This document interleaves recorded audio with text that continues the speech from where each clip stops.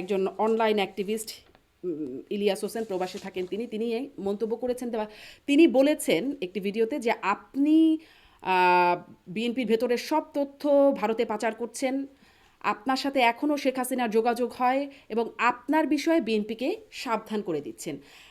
এর সত্যতা কতটা বা এই অভিযোগ সম্পর্কে আপনি কি বলবেন? ধন্যবাদ আপনাকে। আহ, দেখেন, ইলিয়াস হোসেন সাহেবের সাথে আমার ব্যক্তিগতভাবে কোনো যোগাযোগ নাই। উনি আমার রাজনীতি সম্পর্কে কতটুকু জানেন সেটাও আমি জানি না। তবে ওনার প্রতি শ্রদ্ধা রেখেই বা উনি বাংলাদেশের জন্য যে কাজ করেন, আহ, আহ, সেইটার প্রতি শ্রদ্ধা রেখে আমি বলছি যে এই আহ, কথাগুলোর কোনো সত্যতা একেবারেই নেই। আমি আসলে কখনো এই প্রথমবার আপনি জিজ্ঞেস করলেন দেখে আমি বলছি পাবলিকলি, কারণ পাবলিকলি আমি এই ব্যাপারে কোনো কমেন্টও কখনো করি নাই। কারণ এই ব্যাপারে মানে জিরো সত্যতা আছে আর কি। সো বেসিক্যালি আমার বাবা একজন মুক্তিযুদ্ধের সংগঠক। আমি আমার বাবা সবসময় গণতন্ত্রের পক্ষে কথা বলেছেন, দেশের জন্য কথা বলেছেন, দেশের জন্য কাজ করেছেন। ওনার বেশিরভাগ টাইমটা উনি জেলে কাটিয়েছেন। তো ওনার সন্তান হিসেবে আমি দলের জন্য কাজ করছি, আহ দেশের জন্য কাজ করার চেষ্টা করছি, আমার এলাকার মানুষের জন্য কাজ করার চেষ্টা করছি। হ্যাঁ, যেহেতু আমি আন্তর্জাতিক বিষয়ক কমিটির সদস্য বিএনপির, আমি সব আহ, দেশের প্রতিনিধিদের সাথেই আমার যোগাযোগ হয়, সেটা 100% বিএনপির পক্ষ থেকে, বিএনপি প্রতিনিধি হিসেবে। এর বাইরে কিছুই না। শেখ হাসিনার সাথে আমার কখনো, যখন শেখ হাসিনা পালিয়ে যাওয়ার আগে, যখন এতদিন 15 বছর ছিল, তখনও আমার সাথে শেখ হাসিনার কোনো যোগাযোগ ছিল না। এখনো যোগাযোগ থাকার কোনো প্রশ্নই উঠে না। আমি খুবই সততার সাথে কাজ করি। আমি পলিটিক্স হয়তো অত ভালো বুঝি না, কিন্তু সততার সাথে কাজ করার চেষ্টা করি। এবং এই নিউজের কোনো ভিত্তি নাই। কেন উনি আমার অভিযোগ করলেন সব সেই বিষয়ে আপনার কোনো ধারণা আছে? আমি বলতে পারবো না। আমি মনে আচ্ছা। করি হয়তো ওনাকে কেউ কোনো ভুল তথ্য দিয়েছেন অন্য কোনো কোয়ার্টার থেকে, বা এটা আমি বলতে পারবো না সেটা উনি কেন বলেছেন। আমি আসলে এটা কোয়েরি করারও কোনো প্রয়োজন বোধ করিনি, কারণ এটার কোনো সত্যতা নাই। আচ্ছা। এবং আমি যারা দলে আমাকে দু একজন চেনে বা যাদের সাথে আমি কাজ করি, তারা ভালো মতোই জানেন যে আমি খুবই, যতটুকু আমাকে কাজ, আমার যে দায়িত্ব, সেই দায়িত্বটা আমি 100% করার চেষ্টা করি। এবং তার বাইরে গিয়েও আমি অনেক মানে অনেকের জন্য কাজ করি, যেটা একেবারেই আমার নিজস্ব বিবেক থেকে আমি করি।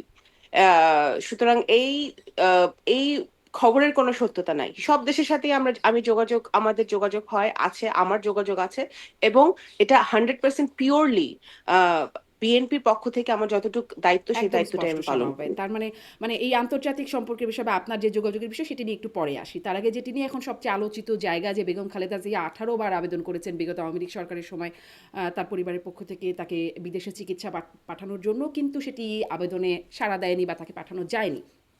এখন এসে তিনি মহাসমরে দেশের বাইরে গেলেন, সেখানে তার পুত্র তারেক রহমানও আছেন, ভারপ্রাপ্ত মহাসচিব, ভারপ্রাপ্ত চেয়ারপারসন বিএনপির তিনি আছেন। এবং যে বাস্তবতা যেটি দেখা যাচ্ছে, 5ই আগস্টের পর শেখ হাসিনা সরকার উৎখাতের পর শেখ পরিবারেরও কেউ নেই, শেখ পরিবারের কেউ নেই, জিয়া পরিবারের কেউ নেই। বাংলাদেশের রাজনীতির ইতিহাস ঘাটলে এই দুই পরিবার খুব গুরুত্বপূর্ণ সবসময় ভূমিকা পালন করেন।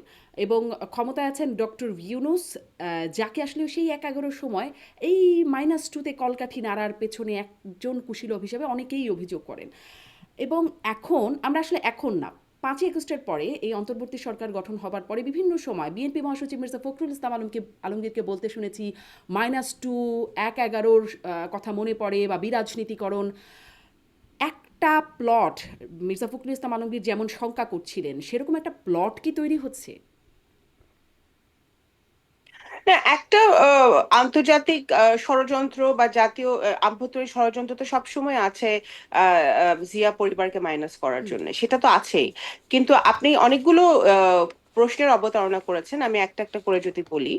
আহ দেখুন, কিছুদিন আগে প্রধান উপদেষ্টা প্রফেসর ইউনূসের একটি সাক্ষাৎকার আমি দেখেছি। সেই সাক্ষাৎকারে উনি পরিষ্কার করেছেন যে উনি ওনার উনি এই মুহূর্তে কেন এই দায়িত্বটা নিয়েছেন। এবং 1/11 সময় উনি উনি ওনাকে অনেকে বলেছিল যে কেন আপনি আসছেন না, একটা শূন্যতা সৃষ্টি হয়েছিল তখন।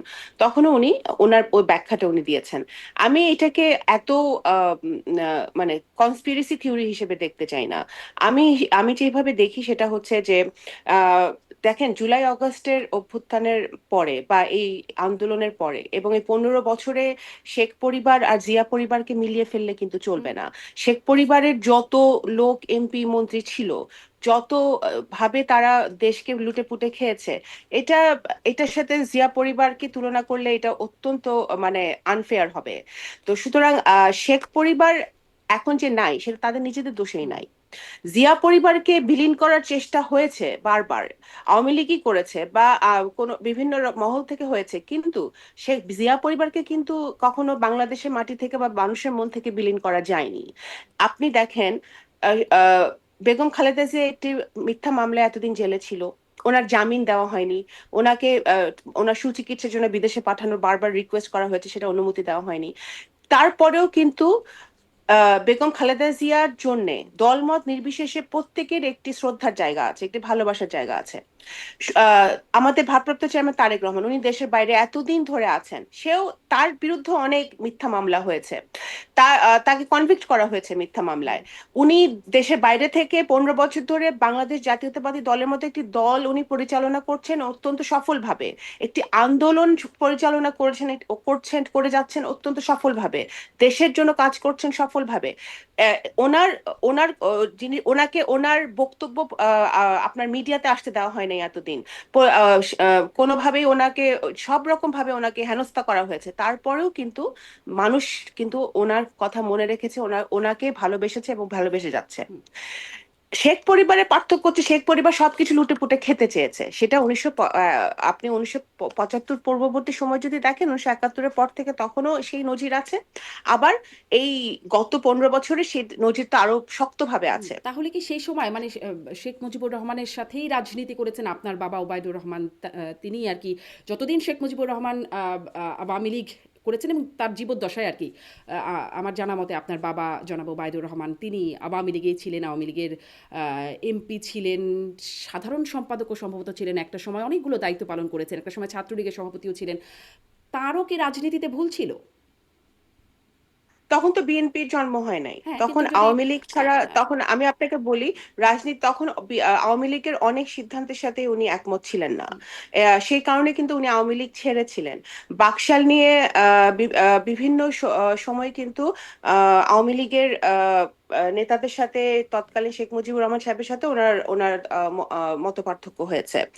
এবং যেহেতু উনি গণতন্ত্রে বিশ্বাস করতেন, উনি ছাত্র রাজনীতি করতেন, ছাত্র রাজনীতি করতে উনি যেহেতু বাম রাজনীতি করতেন না, হুম, খুব স্বাভাবিকভাবে উনি ছাত্রলীগের নেতা ছিলেন। কারণ তখন তো এই মানে বাম ঘরানার রাজনীতি মানে শক্তিশালী ছিল এবং ছাত্রলীগ শক্তিশালী ছিল।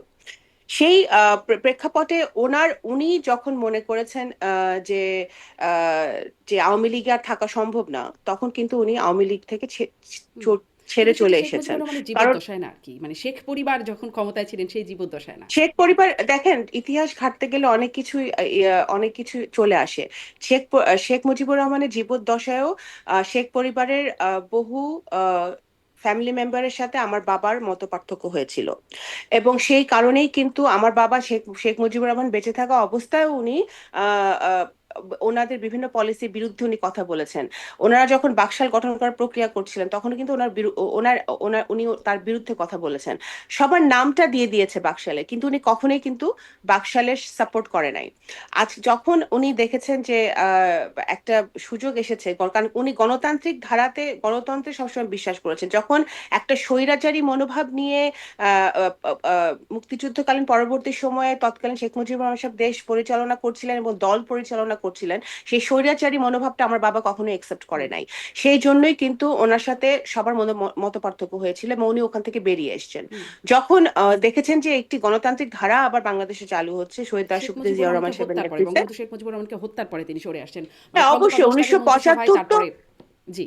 1975 তো অবশ্যই একটা কালো অধ্যায়, হুম, এটা তো কেউ সাপোর্ট করছে না, কিন্তু আমি বলছি যে আমার বাবার এই কারণেই আমার বাবা আওয়ামী লীগ থেকে চলে এসেছিল কি দেখে কিন্তু আমার বাবার বিরুদ্ধে 4 নেতা হত্যার মামলা হয়েছিল, শেখ হাসিনা দিয়েছিল 96 সালে।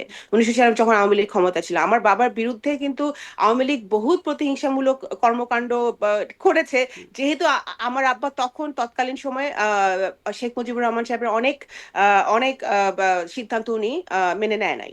সেই কারণে। তো এইটা তো বাস্তবতা। ইতিহাস ঘাটলে অনেকেই ইতিহাস নিজেদের মতো বলতে চায়। হ্যাঁ, এটাই ওনার খুবই আসলে মৃত্যুর পরেই দুঃখজনক এসছে, বিষয়। কারণ মানে তখন ইতিহাসটা সম্পর্কে আমরা কখনোই স্পষ্ট আপনি একটা আপনি ধারণা আমি আপনি জানি না, জি